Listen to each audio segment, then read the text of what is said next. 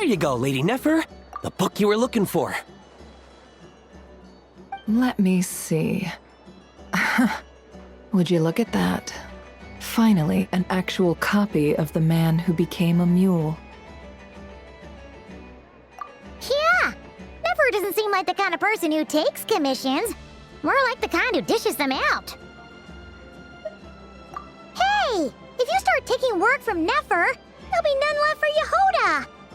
Still, what sort of job is Nefer delegating to the Adventurers Guild? Paimon's kinda curious. Not bad. This is exactly what I was looking for.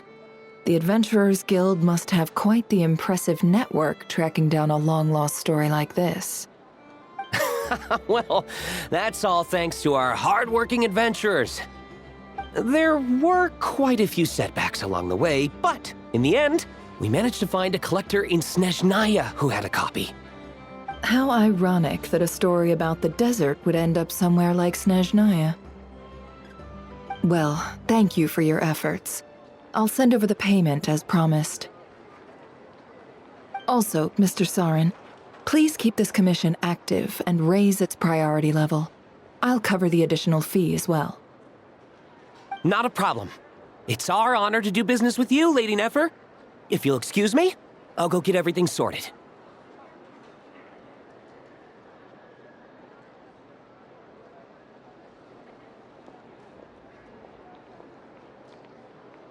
My business is done, you two.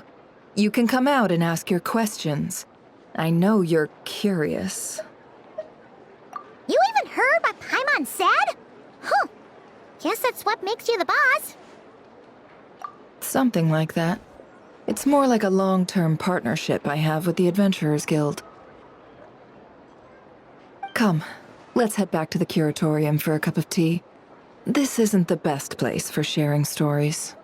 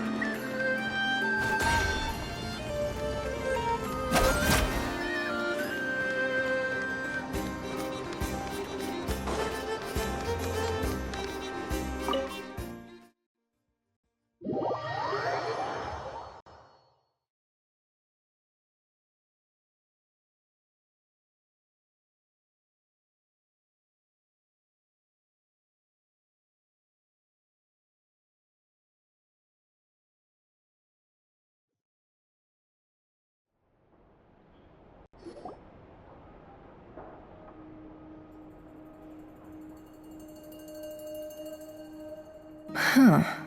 Looks like Yehuda's not back yet. Wait here. I'll go brew some tea.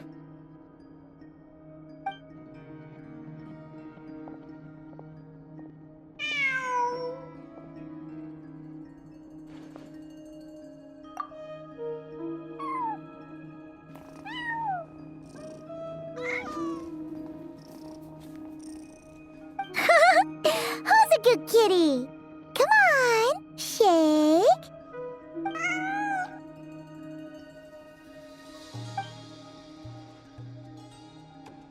All right, help yourselves.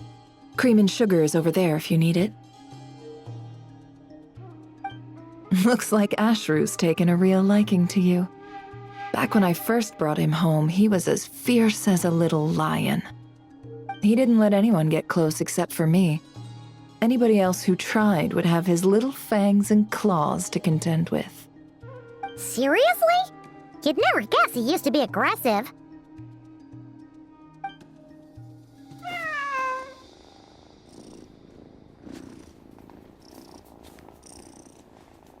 That was a long time ago, when the two of us had just arrived in Nodcry. Back then, we had no one to rely on but ourselves. and to survive in a place like Nodcry, we had no choice but to bare our claws and teeth. Of course, things are different now. Anyway, it's about time we satisfied that curiosity of yours. I'm guessing you want to know more about my long-term partnership with the Adventurers Guild?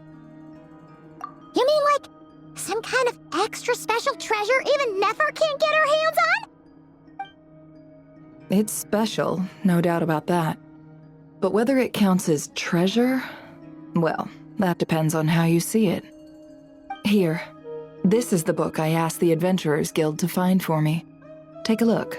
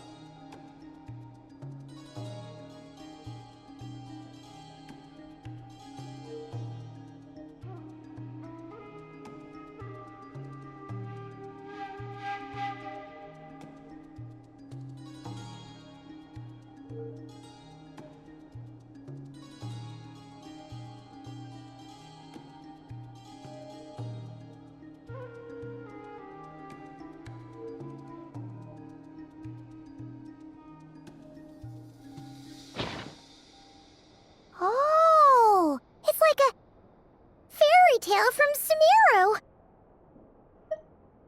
Uh-oh, not another riddle-filled treasure hunt. Well, have fun. Paimon's gonna sit this one out.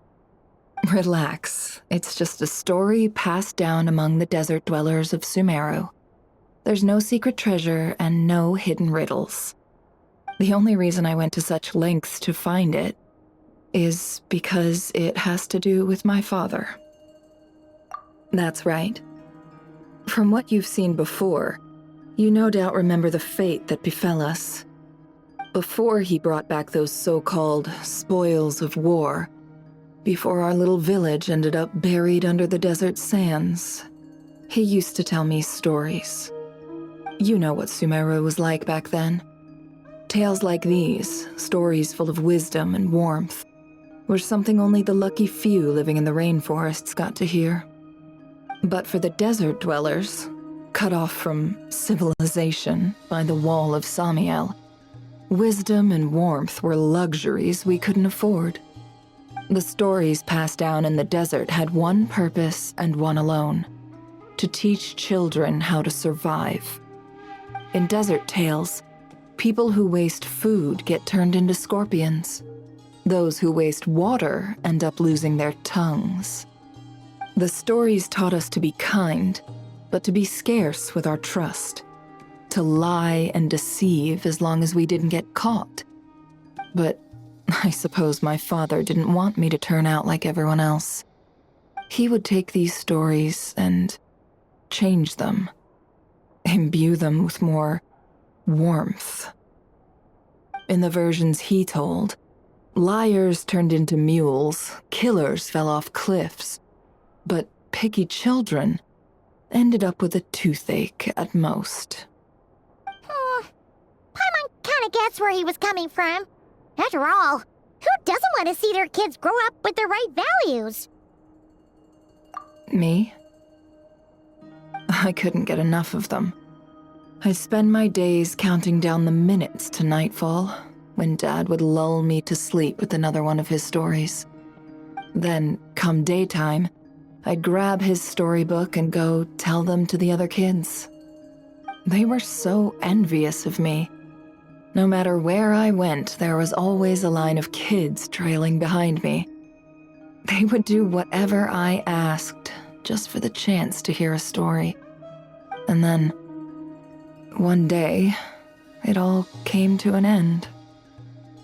And now, all that remains of those times is buried under the sand. My father, my friends, my tribe, and all those stories too. After that, I went to the academia. It was there that I first discovered the original versions of some of his stories. In those versions, the liars were never punished. The murderers walked free.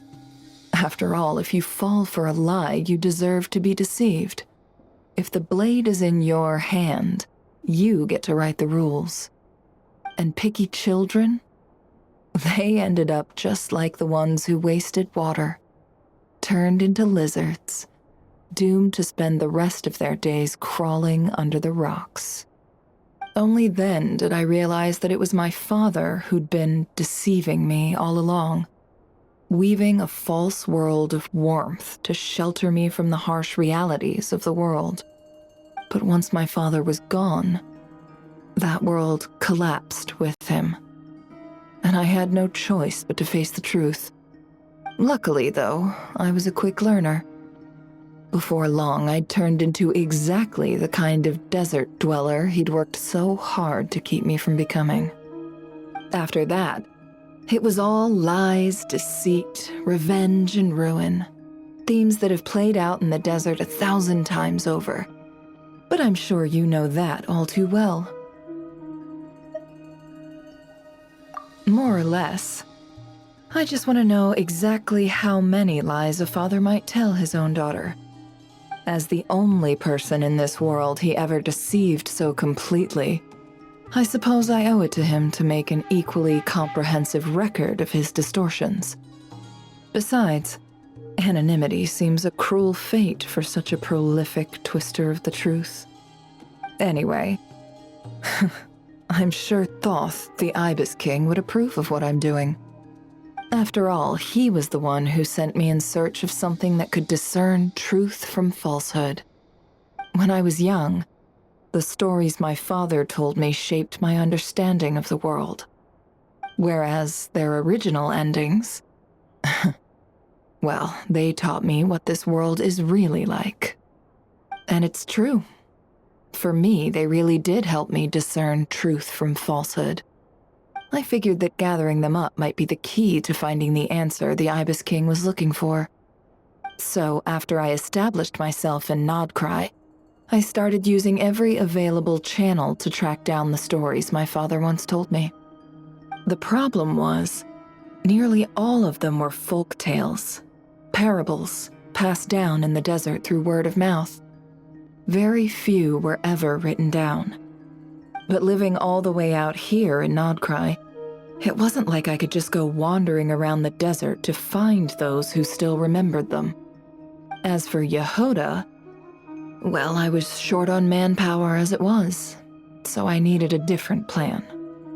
And considering the countless adventurers at their disposal, I decided to strike up a long-term partnership with the Adventurers Guild. They bring me stories passed down among the desert people. I pay them accordingly. and sometimes even do them a little favor in return. Mr. Sauron was more than happy with my terms, so we soon came to an understanding. And from the way things have been going, I'd say our arrangement has worked out rather well. Well, this was the very last story my father ever told me. The only one whose ending he left unchanged. A man who spent his life distorting the truth. Buried under the desert sand the one time he chose not to lie. And look, it even says, deep down, his was a heart of gold. And that is the greatest wisdom of all. How ironic is that? Anyway, I can make a copy of this story if you're interested. And I just realized, you're an adventurer too, aren't you, traveler? Well, being an adventurer means you've traveled far and wide, and seen many things. I was just thinking, we could sign an agreement for a long-term partnership of our own. If you ever come across any stories about the desert dwellers of Sumeru, bring them to me, and I'll make it worth your while. Wait, was that your goal this whole time? Just to ask us that? Wonderful. Then here's to a long and fruitful partnership. And speaking of partnerships, why isn't Yehoda back yet? Was that job I gave her really that difficult?